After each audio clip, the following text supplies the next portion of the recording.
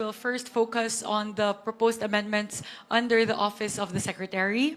In total, under the budget of DepEd, we are increasing the budget of the Department of Education from the current 874.5 billion pesos in the National Expenditure Program to 914.1 billion pesos. That is a total increase of 39.6 billion pesos to the Department of Education.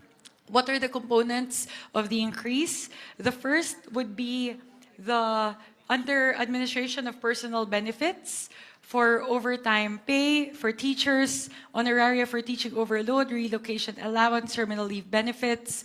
We increased it from the current 5.5 billion pesos in the NEP by 579.5 million pesos to a total of 6.11 billion pesos in the NEP, in the HGAB.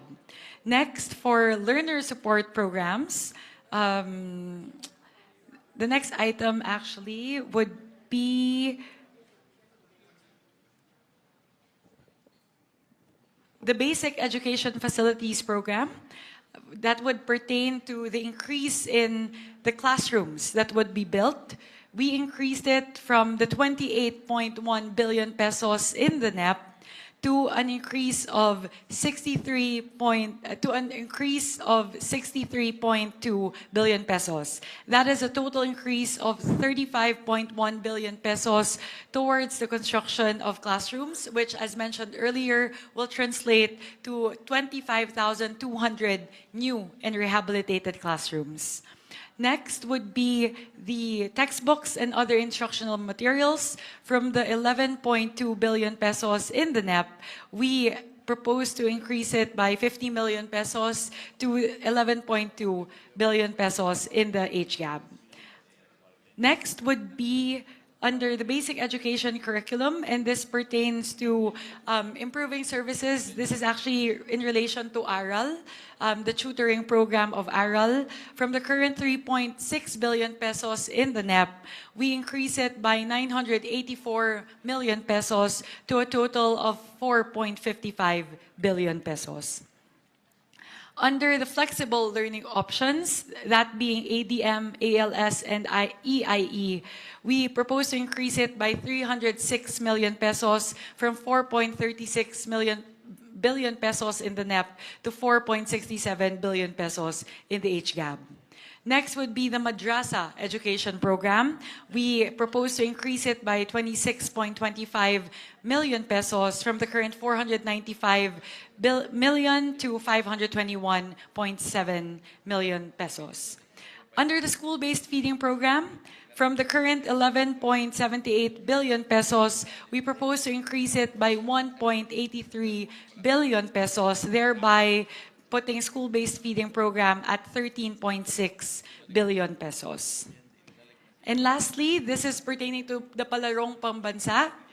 We propose to increase the current allotment under the physical fitness and school sports from 481.6 billion pesos up to 531.6 million pesos. So in total, Mr. Chair, that would be an additional increase of 39.61 billion pesos towards the Office of the Secretary under the Department of Education.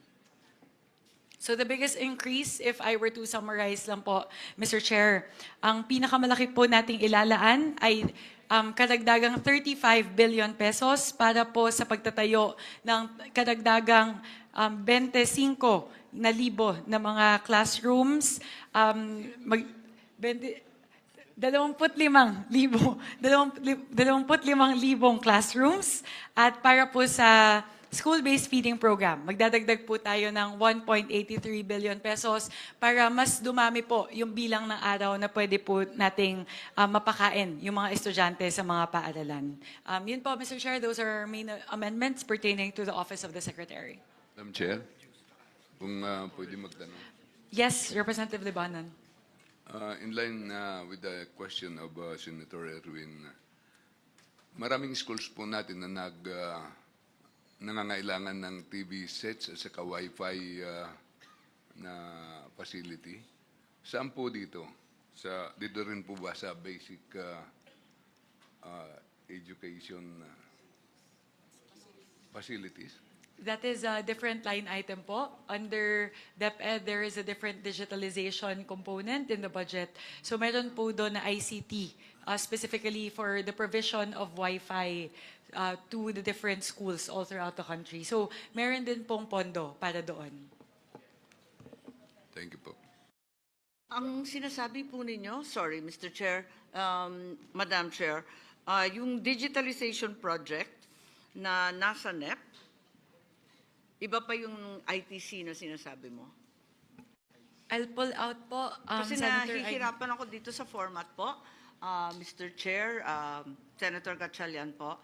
Kung maari, in the interest of true transparency, I think it's basic that we include the NEP or the President budget of 2026. It's most confusing to merely see the Congress and the Senate versions.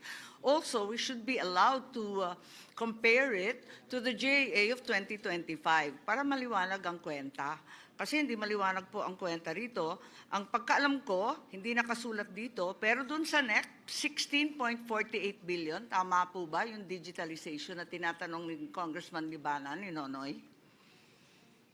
Particularly po, doon sa internet subscription services, 5.8, tama po yun, at a total of 16 billion pesos. Info and communications technology or laptops amounting Yes. to 8.9. At yan ay hindi dinagdagan o binawasan ng Kongreso at ng Senado. As is lang, maintain lang yung NEP. Tama po ba? Tama po yun. Okay. Kung maari lang sa ating mga chair, hinihingi ko lang na sana ilagay yung GAA 2025 na maintindihan natin yung NEP 2026 dahil konting paggalang sa sinumite ng ating Pangulo.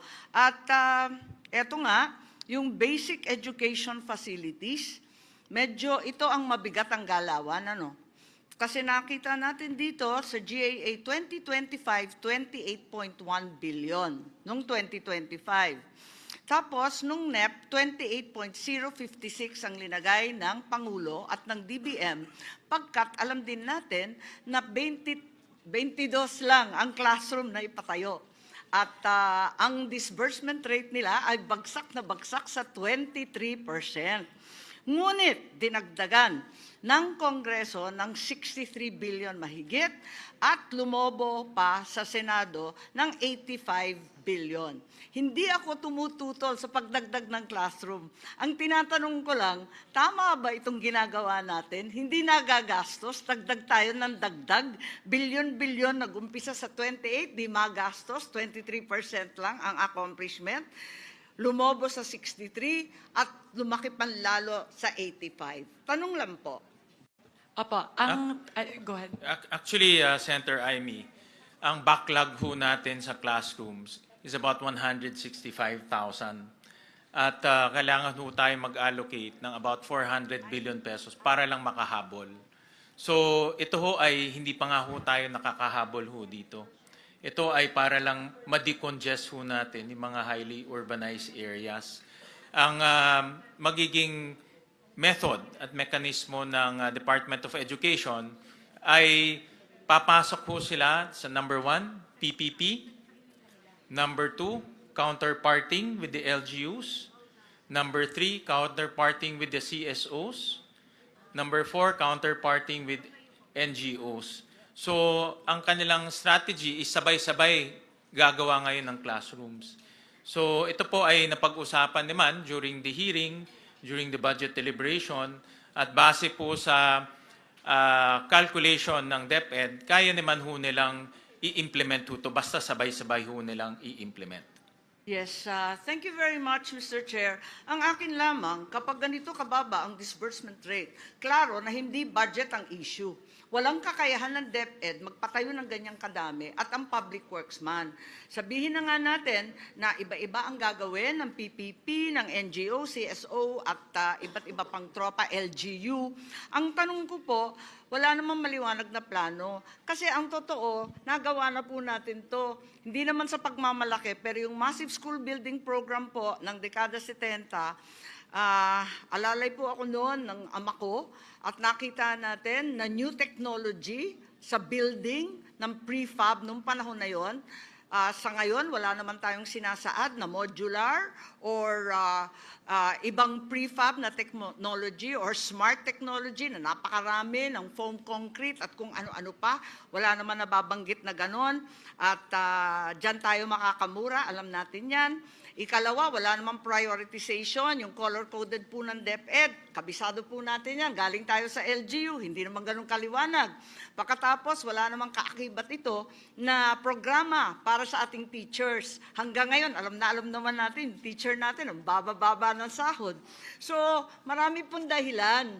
At ang paglalagay ng napakalaking budget, baka hindi ito ang tanging sagot lamang. Yun lang po, obserbasyon lamang.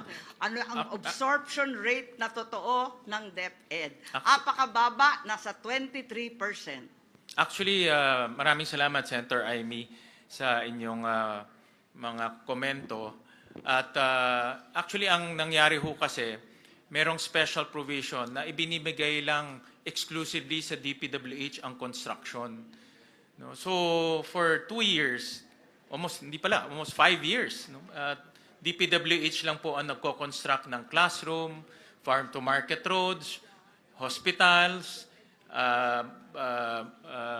yung health centers.